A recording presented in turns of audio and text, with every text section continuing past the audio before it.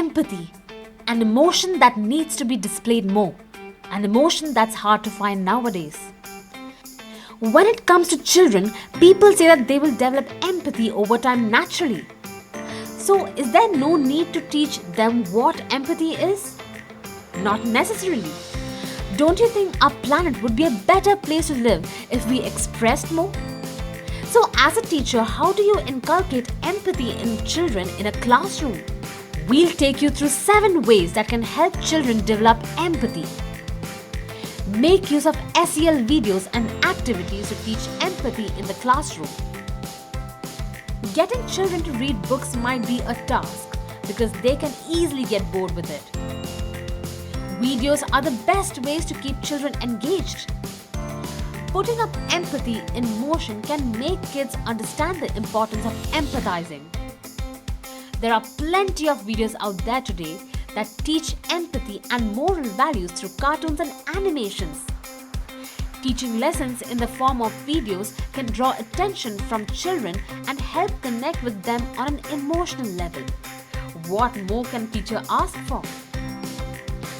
Modeling is the best way through which your students can develop empathy in the classroom. As teachers, you become the learning ground for many children. Ample patience, concern and encouragement are some qualities which kids can learn. Teachers are the symbols of positivity. Educating kids and always keeping up the spirit by rewarding them for small achievements is what makes kids happy and enlightened. This can be a great source of motivation for children as they imbibe the same and spread positivity among others. Set up one-on-one chats between peers to teach empathy in the classroom. Children having their fun chats in a classroom is not a new thing. They share their interests, their likes and dislikes. So dear teachers, don't you think this is where you've got to come up with the concept of empathy? So conduct a small activity. Make them talk to their peers in the classroom. You will be surprised to see how they exchange thoughts and understand each other's feelings. Isn't that a lovely sight? Change up classroom layout. All the chairs facing a blackboard is quite a common sight because you want children to concentrate on a specific subject.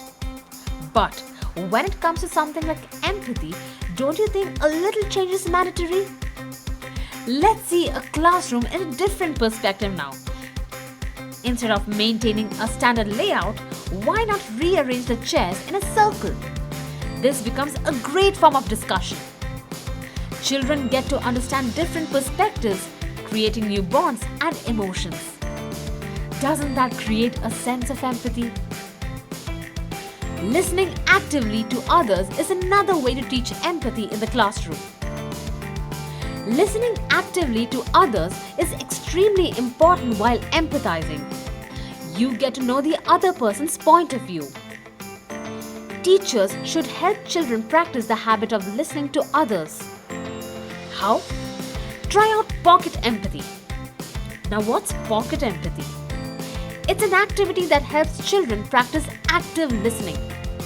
Here, the teacher can pair up children and tell them some rules like eye contact is compulsory while bringing up a conversation. Effective listening can be a task. In that case, you can follow the HEAR strategy. Halt, engage, anticipate, replay. HEAR helps you stay attentive and listen to the other person. To teach empathy in the classroom, encourage emotional learning through literature. What better to understand empathy than reading? Reading is the way to understand one's perspective. For teenagers especially, books walk them through many characters. It helps them to step into the shoes of the characters. Kids have the capability to imagine visually. While teachers take up short stories from classes, children tend to immerse themselves in the stories. They grasp things quickly. These innocent minds tend to question about all kinds of possibilities, which makes us wonder. So don't you think reading is one amongst the best to understand something like empathy? being metacognitive about one's state of empathy. Understanding the other person's perspective at an early age helps children accept the people around them. With a metacognitive awareness, children learn to step into the shoes of many lives and understand why the other person is different or alike. In the process, teachers not only help children to be empathic but also opens a door for them to various opportunities that can help them succeed in academics and in life. You can never force down anything on children. You've just got to take an alternative step or put up examples to teach them the value of life. Doesn't that help shape children to be better human beings?